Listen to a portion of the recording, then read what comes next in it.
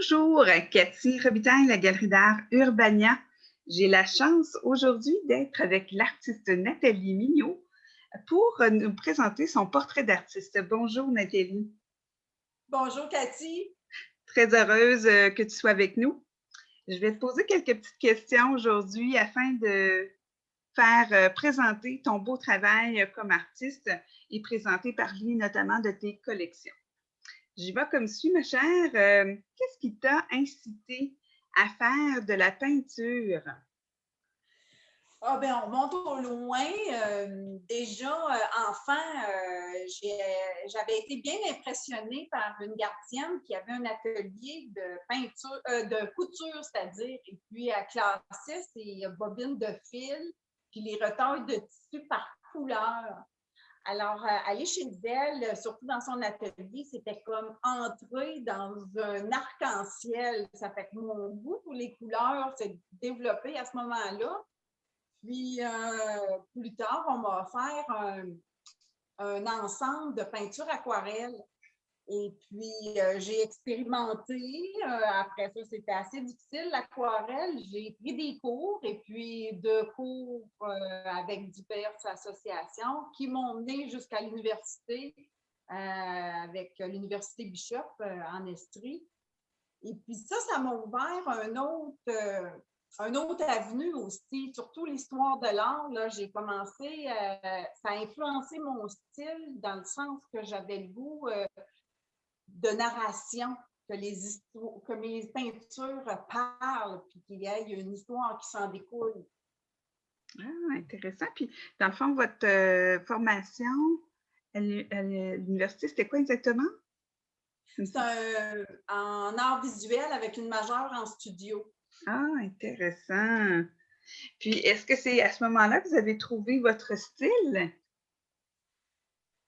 Oui, mais quand même, j'avais déjà le coup de pinceau et puis la palette assez généreuse parce que j'aime bien, ça c'est une influence d'un professeur, j'ai eu Anne Van Merlo de la Maison des Arts et du Sud, qui procède par couche en superposition. Puis, la couche du dessous a souvent une influence sur ce qu'on met par-dessus parce que ça change un peu la couleur et ça lui donne un autre reflet. Ça, j'ai conservé ça dans mes peintures. Très intéressant. Puis, comment vous pourriez décrire aujourd'hui votre style et votre technique? Ben, le style, ça demeure figuratif, mais j'aime pas tout dire. Alors, un figuratif traité à l'abstrait. Et puis, j'aime, comme j'ai dit, en succession de couleurs. Puis, je suis inspirée de ce qui m'entoure. Il faut que j'y réfléchisse parce que j'ai besoin d'avoir un attachement sentimental ou d'avoir une émotion qui se développe. Puis, de là, une image se forme. Et puis là, je peux faire parler soit les couleurs ou soit le personnage qui par sa position, sa pose, qui engage à la conversation. Intéressant. Vous avez aussi plusieurs collections. Oui, ben avec la Galerie Urbania, on présente la collection rouge, qui s'agit des silhouettes féminines, un peu avec le dessin est distorsionné. Alors, les pieds sont agrandis et puis sont très flamboyantes en choix de couleurs, des couleurs pures. Et puis, c'est un peu une revendication à sa féminité, d'avoir le droit d'être femme et d'être belle. Alors, j'ai cette collection-là. Et puis, on a aussi celle qui est à l'arrière de moi. Ça, c'est plus la fraternité, les liens qu'on crée avec les autres personnes, un peu dans le sens qu'à plusieurs, on est fort, on a plus de courage. Puis aussi, je laisse transparaître le paysage du derrière qui vient, les couleurs rejoignent l'intérieur des personnages dans le sens qu'on porte notre territoire, on porte l'endroit d'où on vient. Alors, c'est un heureux mélange d'un peu tout ça. Puis vous avez aussi, avec notamment l'œuvre Démesurée, là, qui a été gagnante du concours Un chemin vers l'art avec de Serres. Vous avez aussi cette collection-là, qui sont des couleurs un peu plus sobres. Oui, oui, je suis bien fière de mon démesuré, comme on l'appelle, d'où son titre. Cette collection, eh bien, là, je suis plus douce dans les couleurs parce que le message, justement, est plus fort. Euh, c'est un peu tout ce qu'on a vécu depuis les derniers mois que ça a influencé justement mon désir de message. Alors, c'est pas les couleurs qui parlent, mais c'est la posture, c'est la tranquillité, c'est la silhouette vraiment qui est un géant qui est démesuré parce qu'encore, il y a une distorsion au niveau des pieds, des mains qui sont plus grosses, mais si sensible à son environnement. Un peu comme ce qu'on vit présentement. Très intéressant. Vous avez plusieurs sources d'inspiration. On voit des personnages. Je pense qu'il y a des choses qui vous touchent tout particulièrement. Oui, oui, bien, surtout la communication et puis c'est le fait en. C'est les non-dits aussi, le petit malaise des fois, ou le moment de silence. C'est ça que j'aime à décortiquer. Qu'est-ce qui se passe? Comment on comprend un message? Comment une même image peut influencer le ressenti d'une personne ou d'un autre? C'est ça que j'essaye de passer à travers mes peintures.